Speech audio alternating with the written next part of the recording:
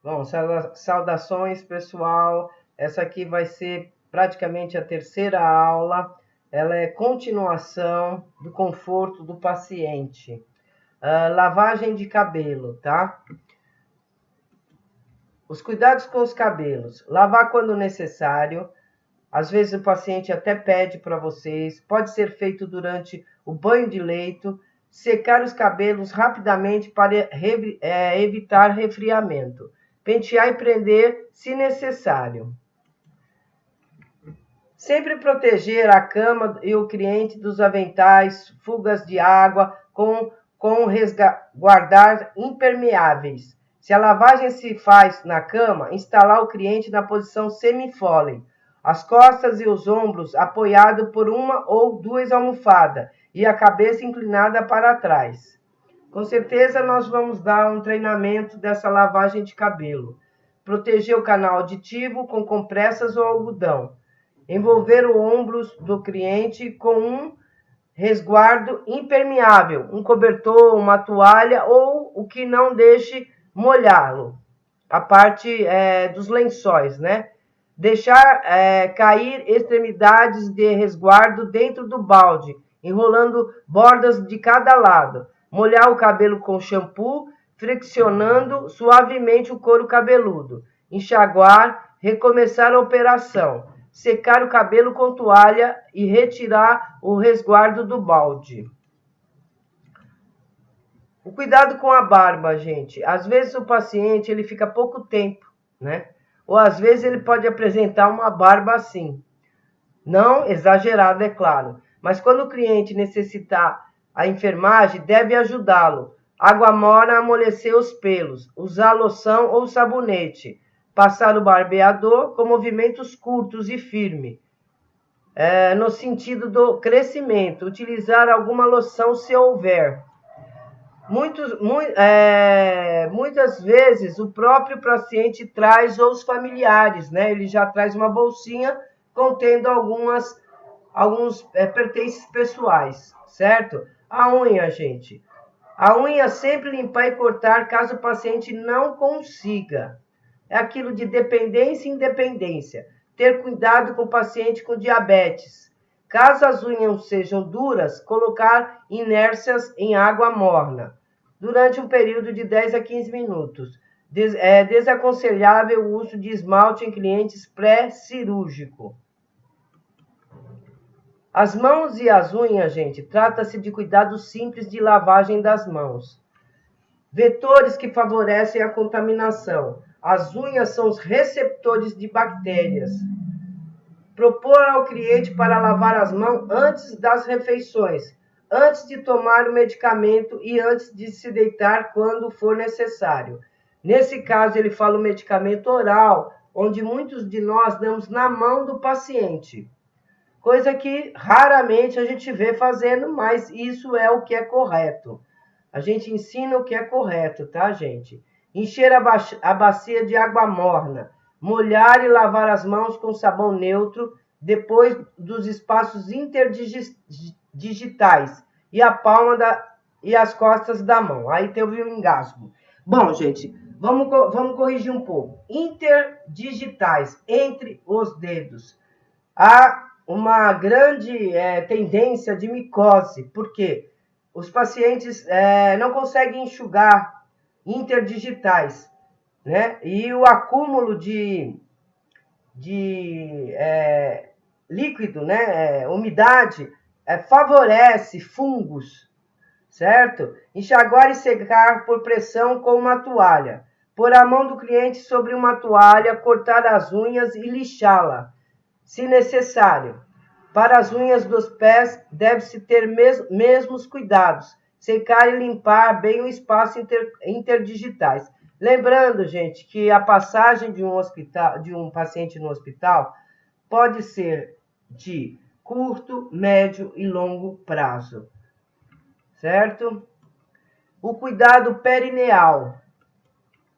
A higiene íntima, gente. Mulheres sentido anteposterior, lembrando que podemos levar bactérias para o canal da uretra, certo? Homem, retrai-se o prepúcio para limpar o pênis e limpo a seguir, por fim, a bolsa escrotal. Eu acredito que todos lembrem o que é bolsa escrotal. A definição, gente, refere-se à limpeza das genitálias externa e à região circundante. A importância de realizar os cuidados perineais deve-se para evitar situação como infecção geniturinárias, incontinências fecais e urinária. Se esse paciente, gente, a maior parte das vezes, o que acontece mais é na incontinência fecal. Às vezes, urinária, a gente pode usar Uripen em homem, né? E mulher fralda, mas a fralda que acaba sendo um local propício, né, para dermatites, que é a assadura, tá? Aqui temos um material só para fazer a higiene, né, que é a bacia, a saboneteira com sabão, compressas, lençóis, comadre, papel higiênico ou fraldas e luvas limpas. Nesse tempo todo da enfermagem, eu vi muita gente com alergia a determinadas fraldas. Fraldas nas quais eram cedidas pelos hospitais. Então, a observação deve ser feita por nós, né, da enfermagem, porque algumas podem dar uma dermatite e outras não, né? É necessário especiais, suave ou bolsas de algodão. Suave, gente, eu não sei se vocês me lembram, fiz aqui uma colinha do suave aqui para... são cotonetes estéreos, né? Ou a bolas de algodão. As bolsas impermeáveis e a água morna. Acabei não colocando a figura, devia ter colocado, mas... Lave e seque a parte superior das coxas do cliente. Lave o grande lábios e pequenos lábios, clítoris e pregas cutâneas. Limpe na região anterior para posterior. Masculina, gente. Comece a lavar com movimentos circulares pela ponta do pênis, puxando o prepúcio para baixo e lavando o glande. Posteriormente, o pênis e o escroto. Não esqueça de voltar e colocar o prepúcio na sua posição normal, nomeadamente em caso de não circuncidado. Certo? Aqui está explicando aonde fica o glande, né, do pênis. Prepúcio, que é essa pele aqui, tá, gente? A pele que nós temos aqui, ó, certo? Que tem que puxar, porque aqui é um local que eles se alojam, as bactérias se alojam aqui. Aqui é a bolsa escrotal. Problemas de desconforto, gente. Úlcera de decúbito. São lesões na pele que necrosou, desprendeu-se após a pressão inadequada no local. São causadas por interrupção da circulação numa parte do corpo. Como já foi dito, gente, nós podemos dizer que a úlcera, né, de decúbito é realmente nossa responsabilidade. Quando o paciente está lúcido, nós orientamos para que se movimente, vire o próprio decúbito. Deite à direita, de lado direito, esquerdo, se não tiver restrições de bruço, como ele se sentir mais confortável. Mas tem pacientes que, por catéter ou por mobilidade prejudicada, não consegue essa movimentação, tá? Então, ela é feita, uma prescrição de enfermagem em 2 horas, né? Essa mudança. Nós temos escalas, né, que são postas na parede em alguns hospitais, onde eu vou estar nomeando em que lado ele ficou.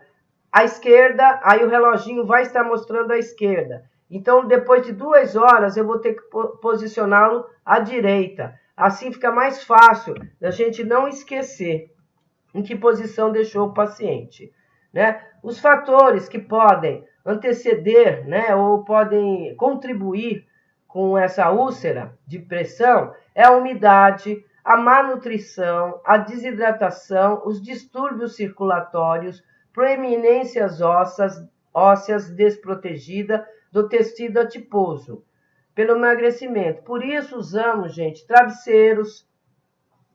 Usava-se, agora não se usa muito, até a luva com um pouco de água, que fazia uma molinha para se colocar as proeminências ósseas, tá? Os sinais e sintomas são rubor, amolecimento da região e a sensação de queimadura no local. Se o indivíduo não for tratado nessa lesão, evolui uma maceração na pele, aumentando sim a profundidade. Tá? Quais as medidas profiláticas, ou seja, que eu tenho que tomar antes? A mudança de decúbito em intervalos regulares, conforme a necessidade do indivíduo, do paciente. Diminuir essa pressão. Ela é na prescrição de enfermagem, onde vocês têm que estar atento que a enfermeira vai colocar, se ela quer essa mudança de decúbito, em 1 em 1 hora, em 2 em 2 horas, ou em 3 em 3 horas, tá? Exercícios ativos para quando o estado do paciente permitir melhora na circulação. Nós temos exercícios, gente, ativos e passivos.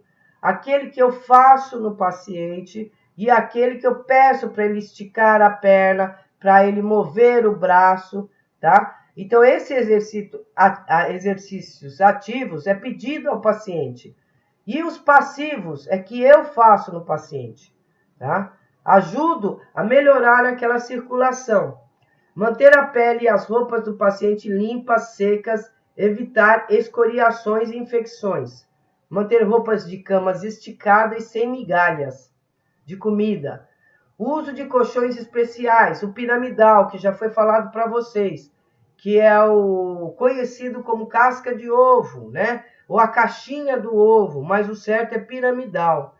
Ingesta hídrica adequada, conforme a orientação médica. Aqui nós temos uma que só está com a hiperemia acima e aqui um pouco mais profunda, apresentando uma necrose aqui. Essa aqui, gente, é a parte onde mais acontece de aparecer essas úlceras de pressão aqui, né? Aqui nós temos clavícula, escápula, né? Onde tem a escápula. Aqui é a parte da cervical, né? Cervical, torácica aqui, né? Aqui é a lombar. Aqui é a região do franco, tá? Aqui é a região que a gente fala abaixo da região glútea, né? Que é a parte da coxa. Temos no calcâneo e até mesmo no pé, tá, gente? São as regiões que mais são afetadas do paciente. Mobilidade e imobilidade, gente. Mobilidade é aquele paciente que consegue se mexer bem, consegue deambular, mesmo aquele que não se deambula, vira-se bem na cama. Imobilidade, ele não consegue, certo? Um alinhamento do corpo, gente. Os termos alinhamento corporal a postura são similares e referente ao posicionamento das articulações, tendões, ligamentos e músculo, enquanto o paciente está de pé, sentado ou deitado. Alinhamento corporal significa que o centro da gravidade está estável. Nós temos gravidade e atrito, gente. O peso é a força exercida sobre um corpo pela gravidade. A força do peso é sempre dirigida para baixo. E por essa razão que um objeto que está em desequilíbrio cai. Já o atrito, gente, é uma força exercida em direção oposta ao movimento. Os enfermeiros reduzem esses atritos, seguindo de alguns princípios básicos. Ou a equipe de enfermagem ficaria melhor, né? Quanto maior a superfície do contato, maior será o atrito. Um objeto maior produz maior resistência ao movimento. Para diminuir a superfície do contato da equipe de enfermagem, para utilizar um lençol para diminuir o atrito. Certo? Explicando um pouco, voltando um pouco daquela parte de anatomia, que eu sei que todos vocês gostam, as articulações são conexões entre os ossos. Cada articulação é classificada de acordo com sua estrutura e com seu grau de mobilidade. Tá? Ligamentos são bandas flexíveis e brilhantes, brancas de tecido fibroso. Tendões são bandas fibrosas, brilhantes e brancas, de tecidos que conectam aos músculos e aos ossos. A cartilagem, gente, é um tecido conjuntivo, de suportes não vascularizado, localizado principalmente nas articulações do tórax, traqueia, laringe, nariz e orelha. A movimentação dos ossos e a articulação envolve processos ativos que são cuidadosamente integrados para se alcançar a coordenação. Nesses casos, gente, a gente tem que lembrar quais são as funções dos ossos, né? É a nossa sustentação. Os músculos esqueléticos, devido à sua capacidade de contrair e relaxar, são elementos que trabalham da movimentação. Manuseio e segurança do paciente, gente. Levantar e transferir manualmente os pacientes para contribuir para uma alta incidência no problema musculoesquelético relacionado ao trabalho e para lesões na coluna, e enfermeiras e outros membros de equipe de saúde. Nós já conversamos um pouco sobre isso, que se nós não soubermos abaixar de maneira adequada, até para o manuseio de uma cama, a nossa lesão na nossa parte da coluna, ela vai se agravar tanto no decorrer dos anos, onde você vai ficar impossibilitado de trabalhar com pacientes, né? Porque a dor na parte da cervical, da torácica, da lombar, ela vai ficar acentuada nos decorrer dos anos. A mobilidade e imobilidade, gente. Para determinar com o movimento do paciente com segurança, o enfermeiro deve avaliar a capacidade do paciente de se movimentar-se. Toda ajuda é bem-vinda, né? Se o paciente consegue se sustentar e eu ajudá-lo como um outro colega para colocar na poltrona, ou ele consegue dar pequenos passos, ou ele está liberado, não está no repouso absoluto, é onde vou transferi-lo da cama para a poltrona. Se eu não souber posicionar o meu corpo, eu que vou ter o maior desgaste, né? Como que nós tirávamos pessoas das casas, né, quando se trabalha num serviço externo, né, um APH da vida.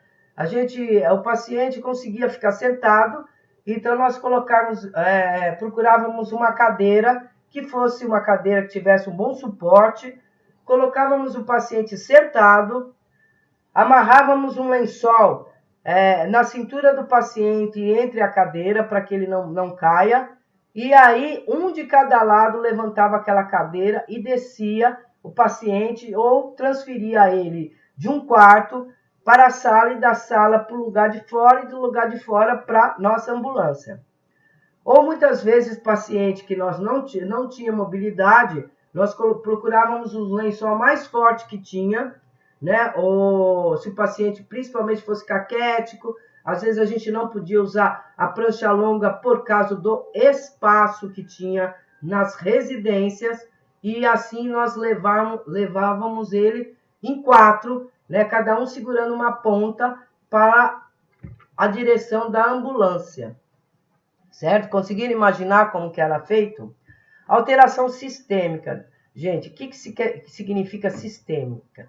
Tudo que se passa numa corrente sanguínea e tem aquele movimento que o sangue percorre em nosso corpo. Todo o corpo trabalha mais eficientemente com uma certa forma de movimentação.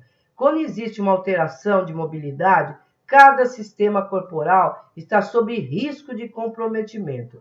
Imaginamos nosso sangue percorrendo o nosso corpo, certo? Se essa mobilidade, se esse paciente não consegue deambular, pouco se mexe, ele tá sofrendo com a insuficiência em cada parte de cada órgão, né? Imaginem isso como se fosse um rio e ele fosse cortado em algum determinado lugar pela mobilidade desse paciente.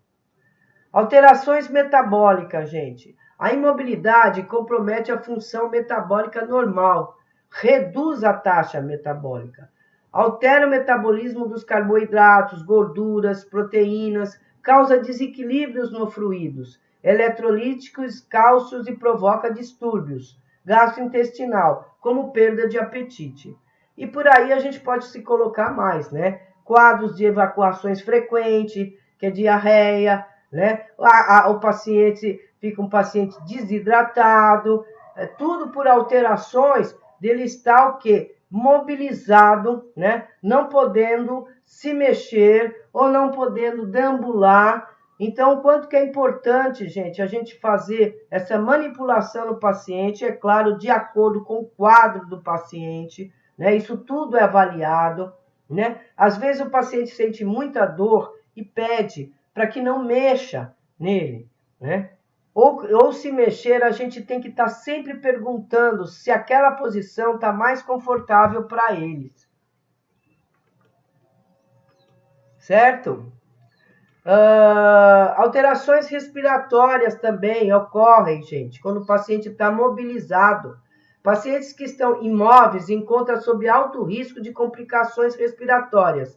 O mais comum são atelectasias e pneumonias, né? Atelectasias a gente pode colocar como se fosse uma obstrução, né?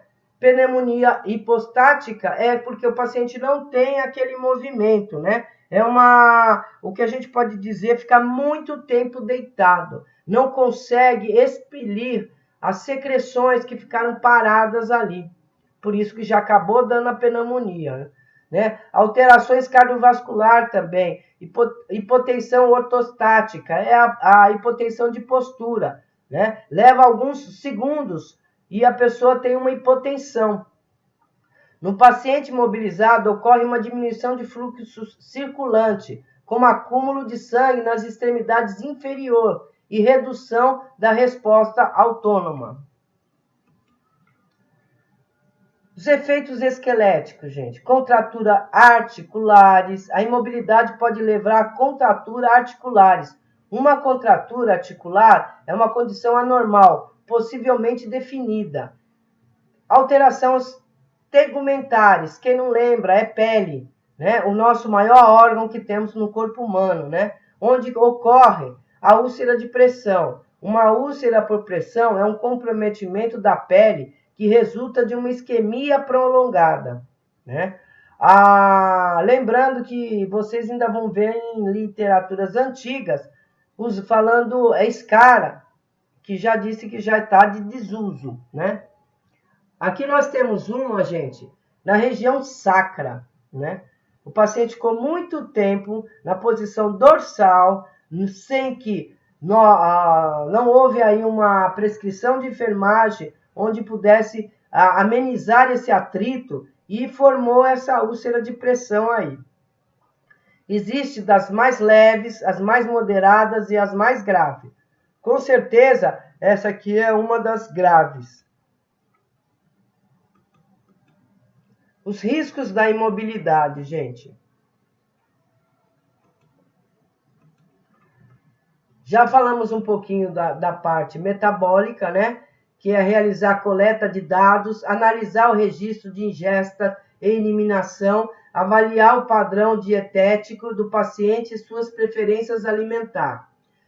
Tudo que eu possa ajudar um paciente, gente, porque um paciente, quando ele está no hospital, uma das coisas que ocorre é o medo, a ansiedade, né? A vontade de sair o mais rápido possível. Ali ele já pensa, desta eu não saio. E eles começam, alguns deles, é claro, eu não posso generalizar, a não ter mais apetite, né? A se sentir num mundo estranho, onde há restrições de visita, né? Então, isso a gente tem que imaginar e se colocar no lugar de um paciente, né? O medo que a pessoa está sentindo. Às vezes, a alimentação que ele não gosta ou não quer comer ou gostaria de comer e não pode, né? Isso tudo a gente tem que pensar e anotar sempre. No sistema respiratório, gente, Uma avaliação a cada 2 horas para o paciente com atividade restrita. Ou seja, essa avaliação a gente tem que fazer o tempo todo, né? Para ver se não houve um padrão de respiração que modificou, né? De um padrão de uma taquipneia, bradipneia, uma pneia, né? Identificar achados anormal, utilizando técnicas de avaliação, inspeção e ausculta. Essa parte, gente, de inspeção pode ser nossa. A ausculta, quem faz mais é o enfermeiro, para ver se acha ruídos adventícios, ronco, sibilos, estertores, tá? Então, aí, mas a inspeção do tórax, eu posso ver, está tendo uma boa expansibilidade pulmonar? Porque se vocês já avaliam a parte dos sinais vitais respiratórios, vocês podem ver se tem uma boa movimentação, né?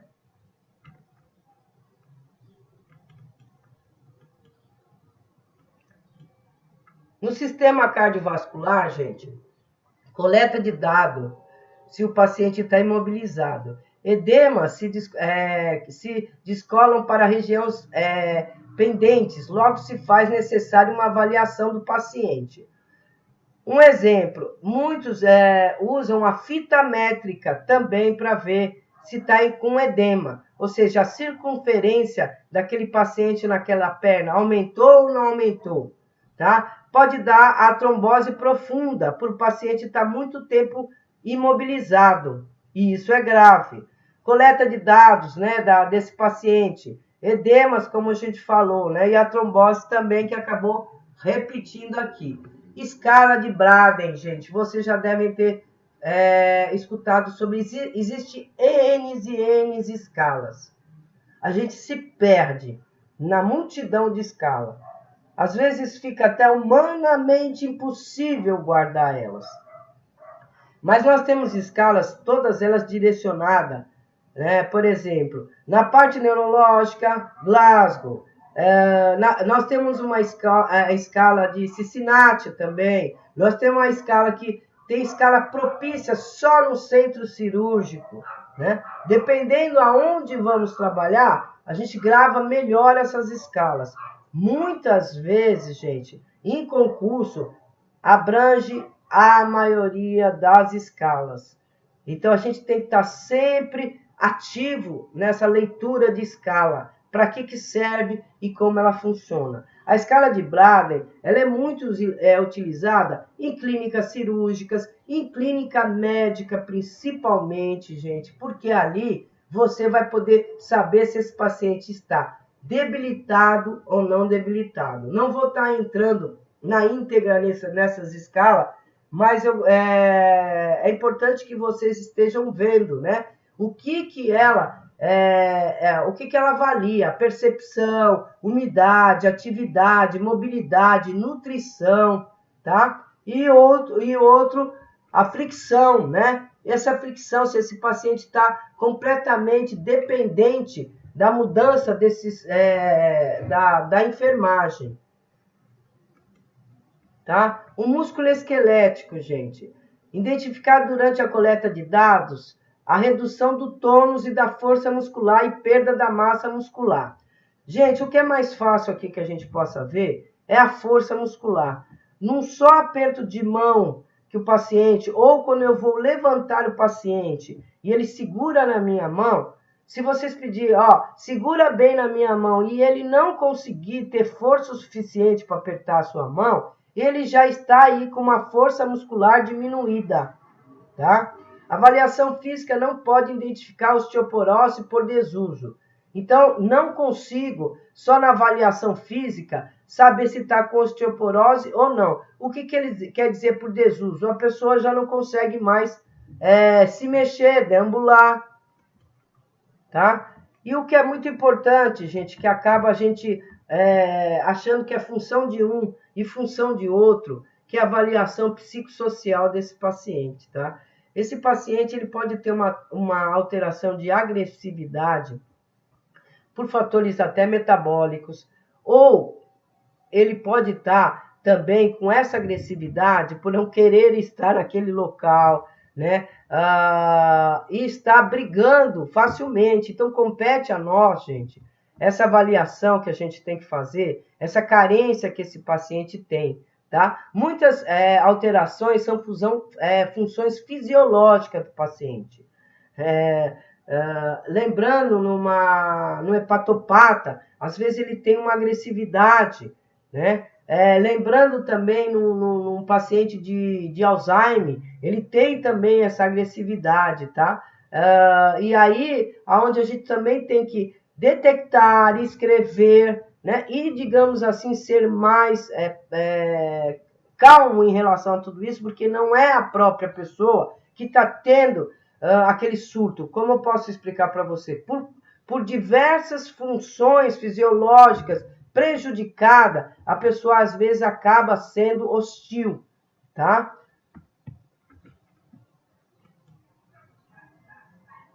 Muitas alterações socioculturais de desenvolvimento estão relacionadas com a imobilidade.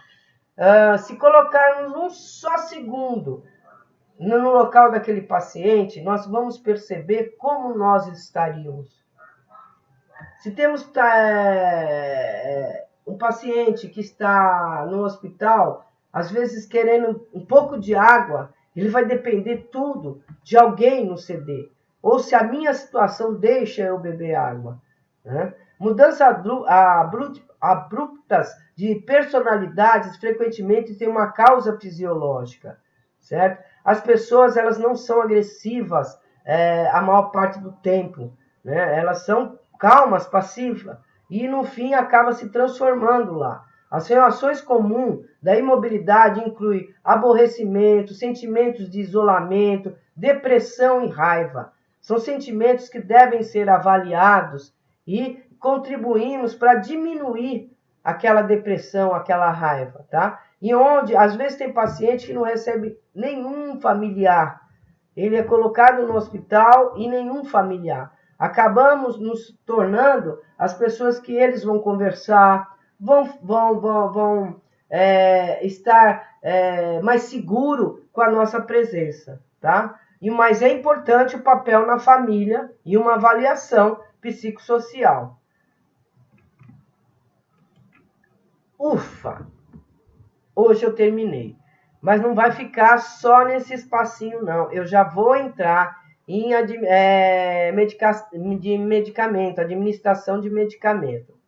Alguns vídeos, pessoais, vocês vão ver que vão ficar curto ou vão ficar longo. O fato de gravar já vai ajudar aquele que está correndo demais, não tem tempo, voltar, se não entendeu, voltar, né? Então, eu vou parar um pouco esse e já vou começar com a administração de medicamento. Peço desculpa um pouco das falhas que se dá aí, né? Numa leitura que eu quero ler mais depressa, aí meu raciocínio não consegue acompanhar. Também torno a repetir, pessoal, perguntem, aproveitem esses 30 dias que vocês têm, tá? Para estar passando as dificuldades que vocês têm. Lembre-se que a enfermagem, ela abrange muita coisa. E não é um papel que eu possa colocá-lo em cima de uma mesa e depois eu vou fazer, né? Isso tem que ser feito imediatamente. As nossas atitudes têm que ser tomadas o mais rápido possível para o bem-estar do paciente, tá bom? Então, você apauta um pouquinho e daqui a pouco eu já entro com medicação. Alguns vídeos que saírem curtos, gente, eu vou fazer uma ou duas aulas a mais para compensar aquele espaço que eu deixei, porque eu me perco ainda no tempo. Às vezes acho que falei demais, às vezes acho que falei de menos. Então vai ter, sim, o espaço de vocês de horário vai ser cumprido, tá? Mas de uma maneira mais light, onde vocês possam se organizar melhor e espero que tenham conseguido, eu consegui, né? Se eu conseguir passar para vocês um pouco do que eu sei, tá bom? Um abraço!